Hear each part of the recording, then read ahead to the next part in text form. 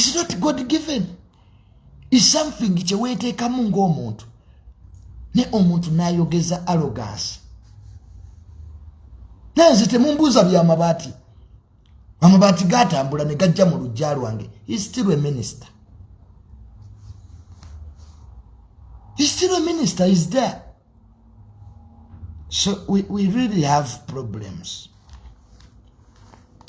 And the moment we don't rectify those problems, we shall be buying opposition members. Katika zibe Bashiru Mbazira bwe yajoyinize MK project amadagala negetekayo malwaliro. Ababbi b'amataka ne balekerawo okubba amataka. Abantu babagoba ku ttaka. Omuntu n'amala emyaka 3 ku ttaka ng'alinako n'ebijja. Bonafide okipande. Oli naveri nagava waawo. Naleta ne tractor n'asenda. Nenga polisi weeriye mulaba bweti. Webali batunula. The highest bidder takes judgment. Nugachi bano babagobye ku ttaka batya. Nga Oswali ne DPC. Nga n'ebiragiro bya president abimanyi nti ow'ekibanja tagobwa ku ttaka. Nyoba gwe landiroodi oyina ekyapa. Ow'ekibanja tebimukwatako akumibwa constitution. Ow'ekibanja ye muntu amaze ku ttaka ebbanga ayinako ennyumba ayinako amalaalo omugoboti. Ninusanga abantu nga basenda amalaalo nga ne poliisi weeri. People destroying graveyards. Yuka eggwanga lino lifudde okutuuka wano. Mbu minister ayina kumala kuva ku office azeeka abantu ku ttaka. Ninga they are the LCs, but LC5 webali, the RDCs are there. So service delivery has become a problem. Abantu abamu bawummule mu government eyo. Bali mu complaisance. Ayo binonzize nga mbyogera. Nira ne bwensanga Jeno Muhoozi bye mugamba. Some people should retire in government. Bagagga nnyo tebakyalina kye bafa. The extremely rich. Omuntu n'abanga ali mu kifo kya government nga kimazeemu emyaka 2, myaka 15. Kati oyo aba yagaggawalanga. Because the whole essence of being in government, in other countries, you go in government, 5 years, you acquire wealth, noddayo gye bakuzaala n'okola development. President yali ayogerako luli. Yingira government funa obugagga. Dayo mu kitundu kyo okoleyo industry. Ne kati obugagga babufuna bagenda Nairobi. Sente z'eggwanga nga bwe bazibba ziri bweru bagula bizimbe. And we shall talk about them. Mpaka naffe we banaatutta. Ffe tukimanyi bajja tukuba amasasi. There is no compromise. For us, we know. Ne Isma yali akimanyi. Ne mutabani wa Jakana Nadduli knew. The end game of what we are doing, we shall be killed. Ekyo kisa Isma mazima. Truth. Eggwanga lino likyali amazima. Abantu balina entondo. Amuno mugaa lwaki okola ekintu kino?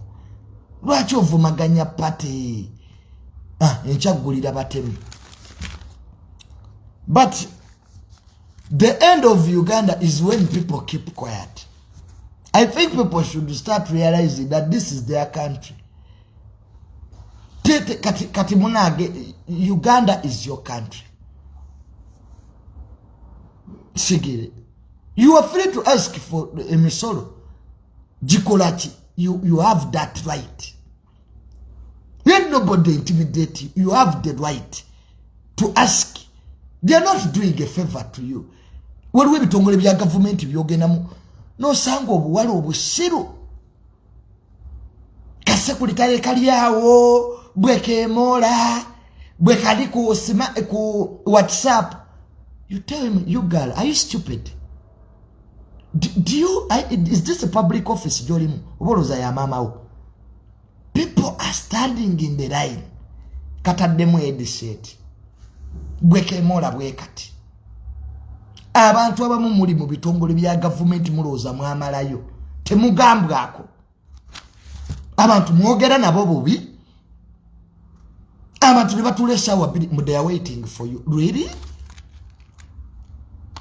So ebintu ebyo tulina okubi General MK abana Uganda biba mwagaza kutereza labor force kutereza service delivery abululu ajja bufuna nebwe tuba tukyagula sibanya tukyalwanisa Bob Wine mbutugula simanya katika zibwe basiru mbazira aina mulamwaki abana Uganda babonye with service delivery waliwo ma office agamu nga go magale. Have seen those offices, people are waiting ngoli tagenda kujja mboyo oyabera mu lwakusatuloka nga government ya feyinekizo ekyokubiri era ekiseggwanga linira kye nagamba General Sale ba minister abamu tebatuukwako. There is a lot of bureaucracy. Some ministers are out of touch with the population. Ka omuntu ne bamuwobwa minister even accessing Ugandans kaba na Uganda by the way bayina bye bagalo bagamba. There is a lot of corruption here. Naye okulaba minister mu Uganda papa omulaba mangu. Not all the ministers who are accessible. Ngamanyi lwaki minister ne wabaawo bano be baawobwa minister nga yajja alinga akuba ekyeyo mu America. So buli ba minister oba abakulu we babeeranga society tesobola batuukirira, there is a rift. Nga Kampala nga oli really.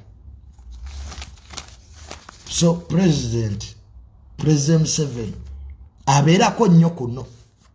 President Museveni yandaba era President Museveni wabatandabye General Muhoozi buli video gyenkola ano bagimutwalira. Nagende wa General Salimu Salina nga you Junior, I always watch you. You a blogger nyamwe global. General Sale yangamba I always see you, but you a blogger nyamwe global. Nimga now General, you have given me a job in the government. Now continue saying what you are saying. Bangas galenga njogera byenjogera sikyusako. That's why I'm here. Nera wali abali bandetako olugezigeze yo mu government. Junior kakati simanya ebya live bikomye. I'm the truth of society. Bwe tutayogera ani anayogera. Mpaka ngense weddewo. Let them know. Fe twogedde. Abagala okututta banatutta ne Eranze Junior bwenfanga sagala muntu akaaba byonna mbyogedde. Junior bwenkera ne bankuba amasasi temubuuza nanzise gana amazima genjogera ganyiza bangi era gye bali eyo banyivu. Government balinga abakola company gye bali eyo. So kati Isma alitayinza nabatuliyanga mugayi kati Isma alitafe abazira ku nsi tebawangaala. Buli wokola ebitali bya bulijjo ku nsi kuno era ofa bakutta ne Makiveri akyogera. Heroes don't live longer. Era Isma singa teyafa masasi nandyewuunyiza. Isma was courageous. Nga byoti okwogera yabyogera. Ye yali calling ye abantu abamu ku nsi bino byetwogera bye byatutondesa. Nti bantu nnyo abali mu government abogera byenjogera. Nizo Junior Chigambira plus you got to lekerawo okugula abo opposition. Ekizibu kya Uganda si Bobi Wine. Ekizibu kya Uganda corruption. Eggwanga line sente ntini bazibba. Bazibbe nno nga bakola development. Bazibba bazitwala bweru gula bizimbe. Kati eggwanga ki? Mafias basobola okudeveloping eggwanga nga Italy. Ba mafia be ba developing Italy. Mubbe sente nga muziteeka mu nsi yammwe. Wano kiri vice versa. Kati eggwanga ne lisigala nga lyavu. Kwa Uganda ekintu kye tubadde tulina ekirungi nti Uganda ng'ensi ebadde njavu naye nga abantu bagagga. Mu nsi abantu gye ba owninga property. Nti omuntu alina square mile z'ettaka. Wano omuntu abeerawo mu kibuga nga mwavu naye nga alina square mile z'ettaka mu kyalo. People own property here. Ebitali mawanga malala. Mawanga malala land belongs to the state. Here land belongs to the people. Naye ekiguzeewo President Museveni kwataga bigataka gano. The land grabbers are known. Bayina obukodyo bwebumu. Bayiwa material. Ababbi b'ettaka bayina obukodyo bwebumu. Kwa ka gurupu akabba ettaka mu Uganda si bangi. Bayiwa material ku ttaka lyo. Kibasooka okukola. Basooka ne bayiwa abantu ku ttaka lyo. Okeera ku makya nga kuliko abantu b'otamanyi. Abantu abo ne bazimbako ssebo. Bazimba obuyumba ku speed. Bw'ojja obuyumba bukoona nga police ekwata. Destroying property, malicious damage. Nga bagenda ne mu kooti nga gwe nnyini ttaka ofuuka trespasser. Police ngekwata ngekuba mukomere no bo bazimba. Ogenda ova mukomera ng'oledde balinako ebizimbe. Bwe bukodyo bw'ababbi b'ettaka. Balina tractor ezitalina namba plate basenda kiro. Amayumba bagasenda kiro. N'ogamba omuntu oba gwe nnyini ettaka lwaki osenda kiro? Akatali kabbi oli obugumba osuula mu mulyango Abaganda ebagamba. Bayina omuze gw'okukozesa private company okuuma amataka ge babbye. Gwe nnyini lyo n'oba nga tolinnyako n'okukuba nga bakkuba. Ninga president yalagira dda teri private company kuuma ttaka lyonna liriko nkayana. Tegabe magye tegakkirizibwako. Even UPDF is not supposed okuuma ettaka eririko enkayana. President yagamba police emundu tegaba ttaka. Obwannannyini bw'ettaka tebabugaba na mmundu kati amagye oleeta gaaki. Era zikati tamale ku bbanga lyemmaze mu ttaka ntegererawo omubbi. The moment onaleeta amagye. His titles. Papers. Ne babinosanga abakadde. Babagoba ku ttaka omukazi wa myaka 8. Ayinako bajjajjaabe bagoyingewa. Abagoyingewa abo. The moment this country does not solve the land question, we are heading to anarchy. The moment we don't solve the land question, genda obuze Bungereza ekyabaayo, the black revolution, nyini ttaka n'abasenze we beetema. Abannayuganda olunaku lwe balikya nga tebalina we babeera. Bafuuke balefeji mu ggwanga lyabwe. Kubanga eriyo abagagga abalowooza nti sente zigula buli kimu osobola okugoba abantu n'ogula poliisi n'ogula buli omu. We are going for revolution. Kyovula banga yo minister Dr. Sam Mayanja bamukuba kwa byakola byebituufu. Dr. Sam Mayanja yo minister yazza abantu be bagobye ku ttaka. Era mbadde mu biraba yonna gye tutambudde nga ye aleka abazizzaako kati abamafia bamukuba. Kwa bategedde president anaatera okukola lishafo. Mwe bamafia mwe kambabuulire. Waliwo omusajja bamuyita Dr. Kaggwa.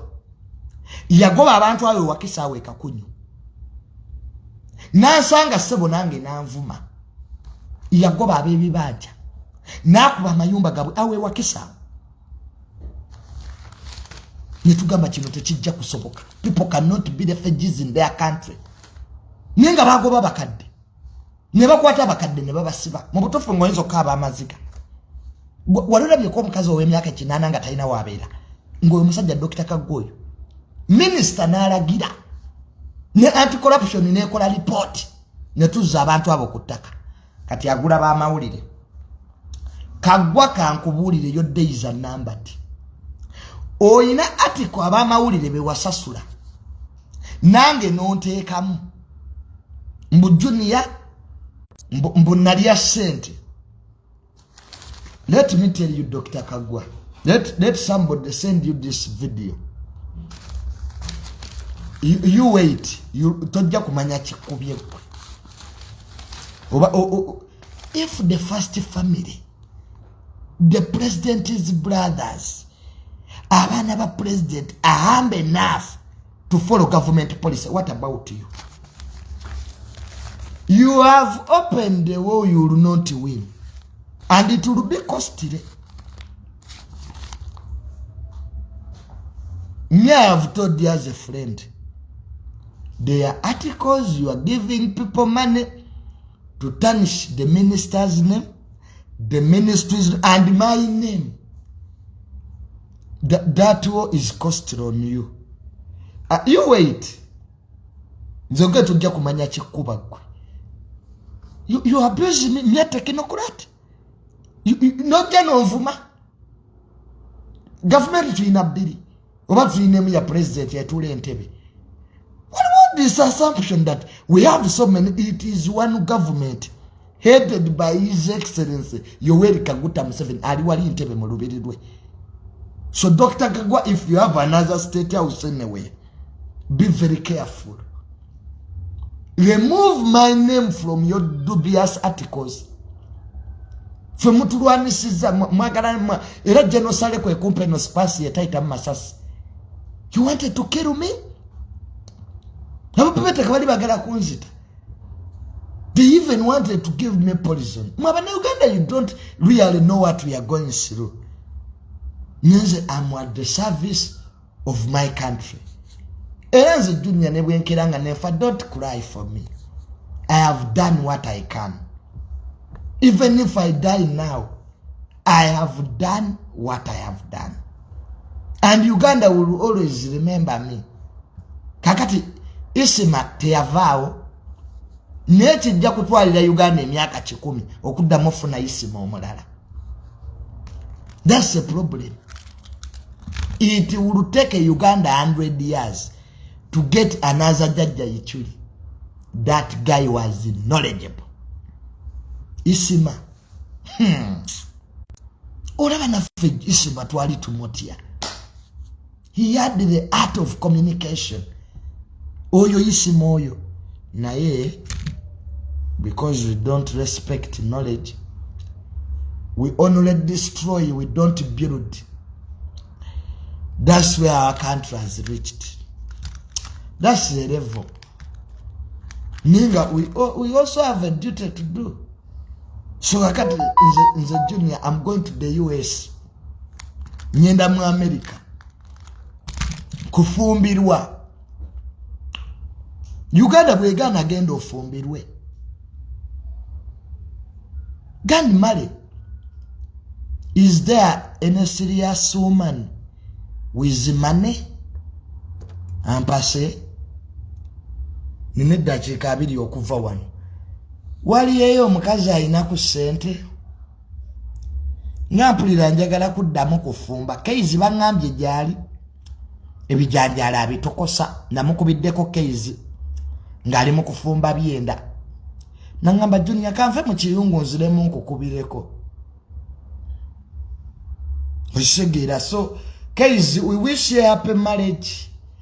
Fumba yoze ebintu nalaba luli Keizi full figure akutabukidde. Mbu Keizi yali wana gwe full figure tujeka akajanja. Full figure tujeka akajanja tujja kufuma wano Keizi nga wendi. kati kaizi full figure ali ovuma wachi oba kaizi agenze kufumbira oba agenze kuba kyeyo bikwatirako wa full figure nawe kenyini ensi yakulemerera obera ali kusira motos ogaya Mirundi gwe tugambe gwali obulungi fenna tugenda kuba kyeyo egwanga lyatabuka kwa nabalirimu era bakuba kyeyo nero sobola kudda ku mwana wa munno notaliko mwogerera agagambo mukazi gwe wewe umuzeko full figure ebigambo byoyogera byali bya kisiru nnyo omuntu agenze kola sente agenze kulya bulamu abantu ababeera obubite mubagala abantu abasituka bagende bakole sente ku mawanga ngera mubavuma nirwa kite mutujjako obulogo kati wali oyogera bya kifulu figure mbu faikaizi yali avuma bakadama babavuma abavume bo bategeera nnyo mujjano mutukube ennaku yammwe Sir Junior nze ndi Dubai nze yakutumayo nze yakuwangangusa banne buli omu wanaine ennaku ye buli omu afe ku mudaala gwe Junior nyenda genda mu America nfumberwe empulire yanja Samira ate nze temumanyi njazibateranga konse omuntu gwa visa ya America full figure tebagikuma kaizi kyokka kufuna visa ya America it was a positive twewunya n'okwewunya Luzungu chilwe yayogera by the mere fact that Case got an American visa it was an achievement for him kati buli kyetukola tusokenga kwebuuza ku full figure twesonyiwe tujjeeko omutima omubi buli afuna ekintu n'omwogerera ebigambo bye wayogerera Case mukazi gwe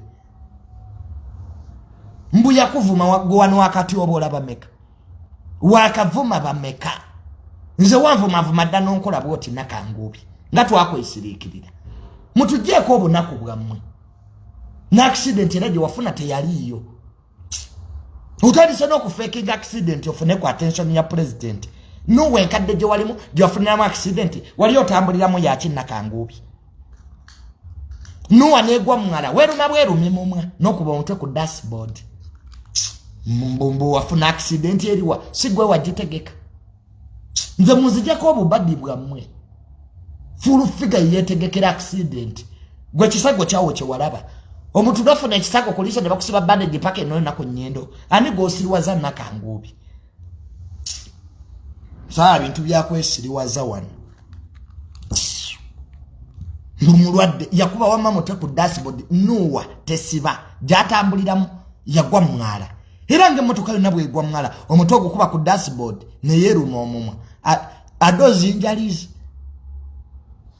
bona abantu batambula ne bagwa tugenda nga twegamba mbu twafunye accident nakangubi weesonyiwe Case sagala tuddeyo mu mbeera embi gye twali eri nakangubi eyavaawo mpitewo weesonyiwe omwana w'omukazi Case yafiirwa maama we wamuwa amabugo gammeka wano Isma we yafa bakuwa sente nakangubi gwe tewaziika tebakuwa sente hamu gwate gwe notaziika tebakuwa na nnyingi nodda kuffe n'olangira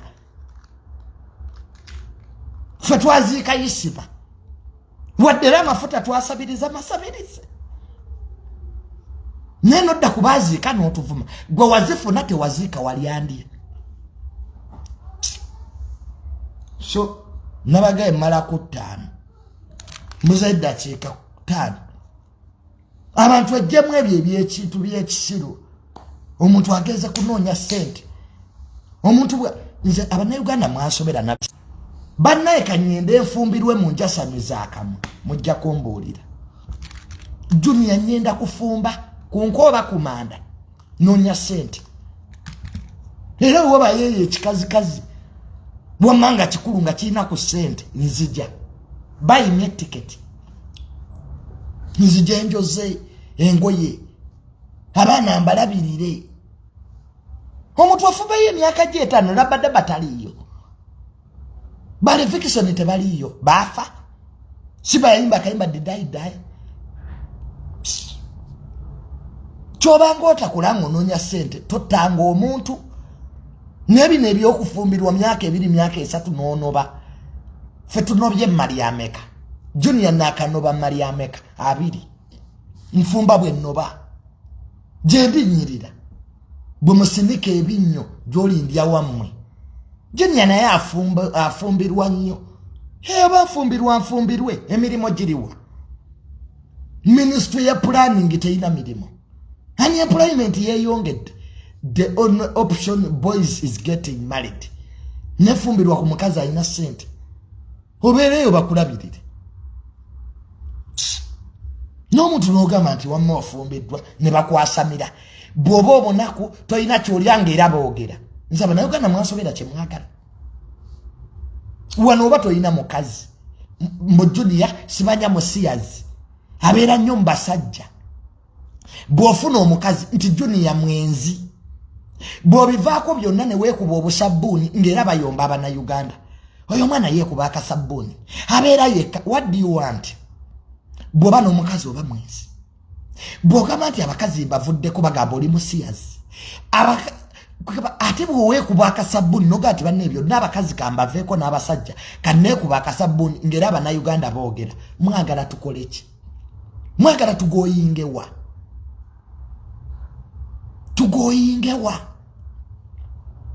nze nja kufumbirwa ekyo kyo nkibagamba nja kufumba mu America era ndi wano nninze bulinzi gwe sindika bank account yo nga kuliko $1 nkuweraavu nagirinye dda abo benyini abasama Bannayuganda nnyo nabo banaku bazibu ennaku yabase kulya data abennyuma nabo tebalina kye balya bawalampa agenza okukola ne basinika ebinyo balina ki omanyi bafeeriya baagala obeere feeriya get all avenues how you can get success Abannayuganda baagala alina sente bajja kusimikira ebinyo kaizi n'amala dda ne sente tuyinza omukuba oluseke kaizi dunya sente bamuwuliza eri omukyalo oyo omukyala mukole masaaji abakyala baagala nnyo okubeera mu swimming pool balina amasavu mangi osegera waliwo bye bayita gundi ki sikulwabu mukuute na bulungi nnyo abaana be baagale abaana b'abazungu tebababoggolera omunenya bw'omuwa chocolate kaizi owulira ebigambo bino mwannyinaze era mwannyinaze kaizi yagenda so nze ngaakulira ekibiina Young Married Boys Association nga chairman waakyo kanjagala genda wa Genosale akituteeremu sente boy child tugiyambe nzigulewo office kulwani ya ddembe ly'abasajja njaga kulaba general muge general Sale faba fumbiddwa abakazi abakulu government ene egenda tuyambirawo tukolesako government etuteeremu sente nakuba nduli nabayita bonna abo baggulu nedi tebajja balinze era sente zimala okuvaayo abo babbulunoke bajje nga badduka kanzije sente wa Genosale eza Young Married Boys Association mujje nga musinikirako ebinyombo Junior let us work together nga wano nsibamba kubira amasimu tukole proposal temwagala tuyambe ku boy child eyo lwalero sijja Jesu sawan mujjemu ebibazimba ebitabazimba mubireke nsaa kujjana omutandika okummanyira bannange mbadde nerabidde munanga aponye mutabani we yavuddeyo mutabani wa aponye yavuddeyo lwakuba famire y'omugenzi aponye egamba nti omwana si waponye omwana oyo waponye oyo omusajja oyo yavuddeyo ti mutabani wa aponye mutabani we era famire temweswaza mugende bugenzi ku DNA famire ya aponye temweswaza nga mugamba nti omwana si waponye omwana waponye mutabani waponye ebyo ebyogula amawulire mu biveemu ekisooka n'okulaga nti wammoyo omusajja mutabani waponye is older than the rest singa abadde mutooti wa myezi nandibadde nfunamu ogamba nti owange abakazi beesiba ku basajja naye omuntu nga mukulu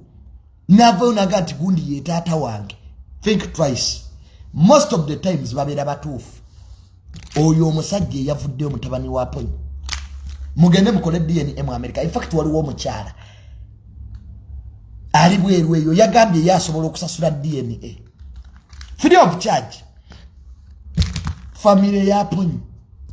Welcome that guy.